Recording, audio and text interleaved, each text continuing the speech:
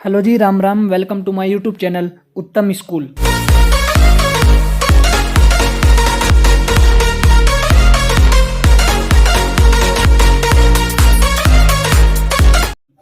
आज मैं आप लोगों के सामने जो बीएड प्रथम वर्ष के अंदर प्रस्तावना कौशल के अंतर्गत 3-4 प्रकार के कौशल अध्यापन कौशल किए जाते हैं। पहला जो है प्रस्तावना कौशल है, दूसरा है अन्वेषण प्रधान कौशल, तीसरा है श्यामपट्ट कौशल प्रश्न कौशल, और चौथा है प्रश्नोत्तर कौशल, और पांचवा है प्रवाह कौशल। तो इसका पहला जो मैं सोपान आप सभी के सामने लेकर के उपस्थित हुआ हूं, और ये चारों पांचों जो कौशल है मैं एक एक करके आप सबके समक्ष कौशल है क्या, उसके अंतर्गत आपको 2 या 3 बातों का ध्यान रखना पड़ेगा। इसका जो पहला पॉइंट है उद्देश्यम, पूर्व ज्ञान परीक्षण। प्रस्तावना कौशल का जो उद्देश्य है, उसका उद्देश्य है पूर्व ज्ञान का परीक्षण करना ही प्रस्तावना कौशल है। इसके अंतर्गत ज्ञातात अज्ञातम प्रति, मतलब ज्ञान से अज्ञान की ओर शिक्षण सूत्र की सहायता से छात्रों के पूर्व ज्ञान से संबंधित प्रश्न किए जाते हैं।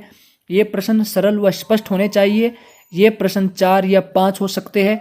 अंतिम प्रश्न समस्यात्मक होना चाहिए। यह पाठ की ओर बढ़ने का एक कदम है।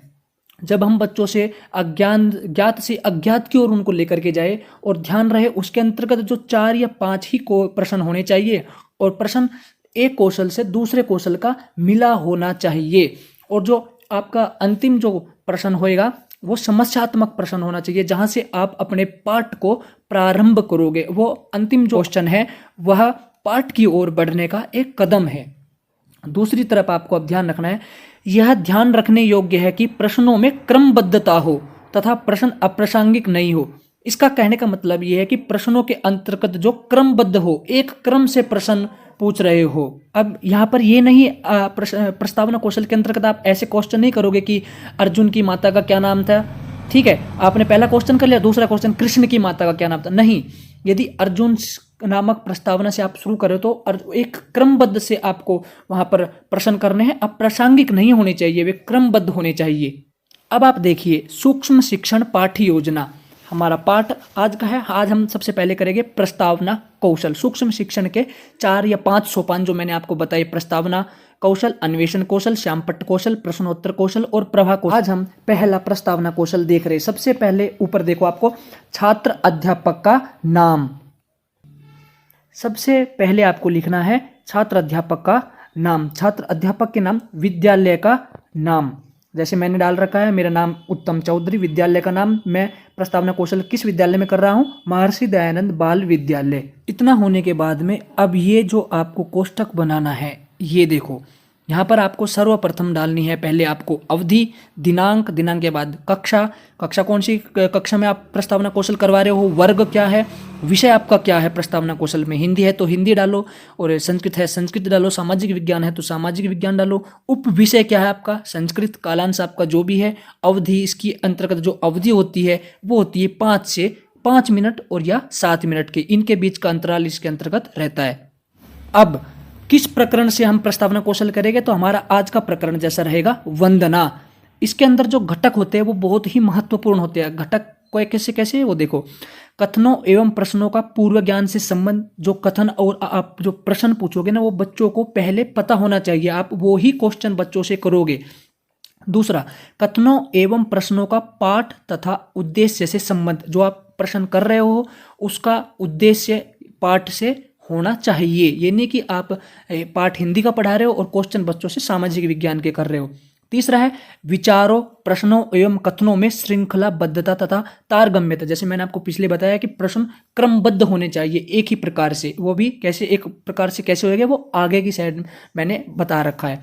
अब चौथा है पाठ उद्देश्य एवं छात्र स्तर के उपयुक्त उपकरण एवं साधनों का प्रयोग। जो पाठ का उद्देश्य है वो छात्र स्तर के अनुकूल, यदि 6ठी क्लास के बच्चे हो तो उस स्तर के अनुकूल आपको क्या उपकरण वहाँ पर प्रयोग करने चाहिए, तो वहाँ पर आपको वे उपकरण प्रयोग में करने चाहिए। अब 5वां है उपयुक्त एवं समुचित अवधि विस्तार। 6ठा है छात्र ध्यान एवं रुचि आकर्षण। जो छात्रों के ध्यान में होने चाहिए और रुचि उनके उनके अंतर्गत रुचि उत्पन्न करने वाले होने चाहिए जो आपके उपकरण है। छात्रों को अभिप्रेरित करने की क्षमता, अध्यापक में उत्साह एवं सजगता रहनी चाहिए। जब आप प्रस्तावना कौशल करोगे तो ये नहीं अध्यापक सो रहा है आराम से उसको नींद आ रही है वो पूछे कि अपना क्वेश्चन कर, नहीं, अध्यापक में उत्साह एवं सजगता होनी चाहिए। अब ये देखो पूर्व ज्ञान, हमारा जो प्रकरण है वंदना, बच्चे विद्यालय में होने वाली क्रियाकलापों के बारे में सामान्य जानकारी रखते हैं।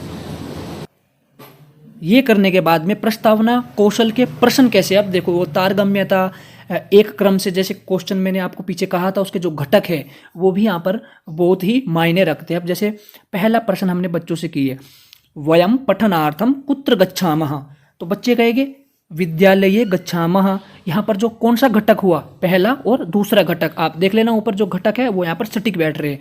दूसरा क्वेश्चन, विद्यालये पठनस्य पूर्वम का क्रिया क्रियते वयम, तो बच्चे कहेंगे जी प्रार्थना करते। तीसरा, प्रार्थनायाम वयम कस्य वंदना कुर्मः, सरस्वत्याः वंदना कुर्मः। फिर है चौथा प्रश्न, सरस्वती कस्या देवी वर्तते, विद्यायाः देवी सरस्वती। फिर हमारा जो पांचवा है, प्रार्थनाम संस्कृत भाषायाम किम कथ्यते, प्रार्थना को संस्कृत भाषा में क्या कहते हैं, बच्चे कहेंगे जी वंदना। अब छठा जो आपका वो प्रश्न है वो, वंदनाया विषये भवन्तः किम जानन्ति, ये वहाँ पर संभावित उत्तर है, ये समस्यात्मक प्रश्न है, यहाँ से आप अपने पाठ को अग्रसर करोगे। तो अब फिर उद्देश्य कथन कहोगे, अद्य वयम संस्कृते वर्णितं वंदना नामक पाठस्य विषये पठिष्यामः, वंदना किम भवति। ठीक है, तो इस प्रकार से आपको जो है ये प्रस्तावना कौशल करना है। और यहाँ पर जब आप प्रस्तावना कौशल करो उसके बाद में घटक भी देखो, यहाँ पर घटक डाल देना, जो भी घटक होएंगे वो घटक यहाँ पर डाल देना। तो आशा करता हूँ आपको ये वीडियो पसंद आई होगी, और यदि ये वीडियो आपके लिए हेल्पफुल रही हो तो कृपया करके वीडियो को लाइक करना और चैनल को सब्सक्राइब जरूर करना। मैं इस प्रकार की वीडियो बनाता रहता हूँ क्योंकि मैं भी शिक्षा शास्त्री का ही स्टूडेंट हूँ। मैं भी पहले यूट्यूब पर यही ढूंढता था प्रस्तावना कौशल क्या है, प्रश्न कौशल क्या है, तो इसलिए आप लोगों की सहायता के लिए मैंने ये वीडियो बनाई है। यदि आपको वीडियो पसंद आई हो तो प्लीज़ लाइक ज़रूर करना और कमेंट करके ज़रूर बताना आपको अगली वीडियो किस प्रकरण पर चाहिए। धन्यवाद। नमो नमः।